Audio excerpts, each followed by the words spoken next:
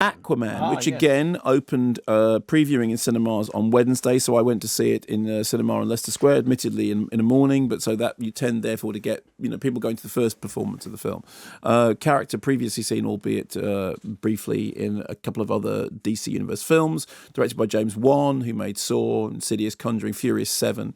So this starts with the lighthouse keeper saving Lana, who's the princess of Atlantis, played by Nicole Kidman, who seems weirdly throughout to be either holding her breath or her breath underwater or about to sneeze.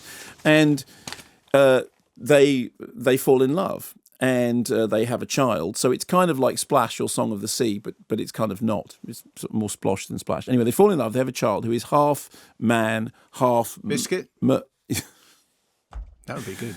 Very good 1990s 1990s reference. 1990s reference, very good. Jason Momoa as our hero Arthur, who is a hero, but in the home city underwater, he is seen as being, in inverted commas, a half-breed in the same way as the kind of thing that's happened in Harry Potter with muggles and all that sort of stuff. So his mother returns to her home where he has a half-brother, played by Patrick Wilson, who for a horrible moment when he first turned up, I thought he was Julian Sands. I thought it was a young Julian Sands, and I wondered how they managed to do that.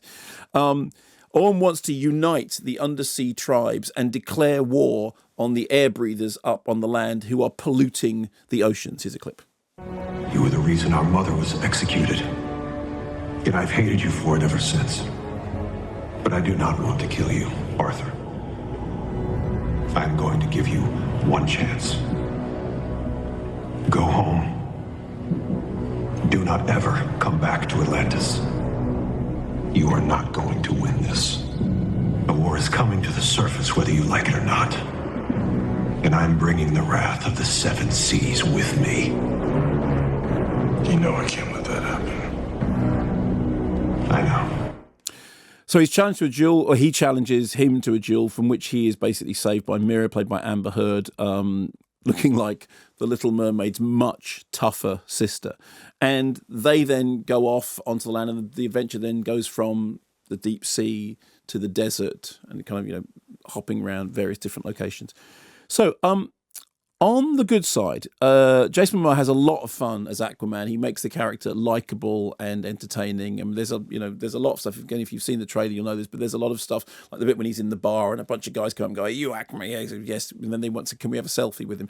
And he has got real sort of charm in the same way that you think of like in You're Welcome, the Maui character, the demigod character, somebody who's big and strong, but a likeable kind of lunk. So that's fun. The stuff with him and Mira in the desert is kind of cute and rather endearing. And the visuals are very bright and sparkly. And because in a time in which we've had so many super dark comic book universes, it's quite good to see something in which the blues and aquamarines, those are the colours that are to the fore. And there is an emphasis on light, on brightness, even with all the sort of serious stuff going on, about the political thing about what's happening in the undersea kingdom. It has this kind of bright, shiny quality to it. The problems are, firstly, that it's a very, very patchy script. The story pulls left, right, hither and yon, comes and goes like the tide, and threatens, whenever it gets serious, to be sort of pulled under by the sort of riptide of its own thematic undercurrents, which don't make a lot of sense. Some of the characters are fun, but there isn't much in the way of character development. There's a lovely thing at the beginning when the young Arthur, who's being bullied at school, again this is in the trailer, is being bullied at school, and he goes to an aquarium and these kids pick on him, and suddenly the camera pulls back and you realise that all the fish are lining up behind him. And that's a really great moment because it's a moment of character development. But then after that, he's pretty much the same character all the way through. Now, it may be one thing to not be a character who's actually tortured by their own identity, but I could have done with more development.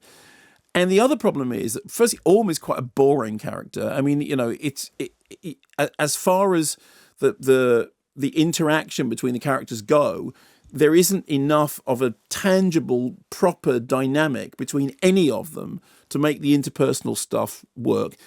And then you start thinking, well, a lot of it is just silly, including the drumming octopus, which looks like an outtake from Shark Tale. The drumming octopus. The drumming octopus.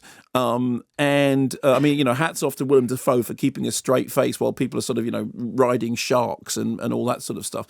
And I found myself at one point suddenly wondering about the mechanics of breathing and speaking underwater, because most of the time they actually might as well have been in space, because there's just this kind of floaty hair and slightly floating around, but no sense of being underwater. And, why is it that some of the characters have to have water-filled helmets and some of them don't? And I know that is explained in there, but in a way that kind of passed me by. But the underlying problem is when you start worrying about that stuff, when you start worrying in a superhero universe about the mechanics of how it works, it means that something isn't clicking.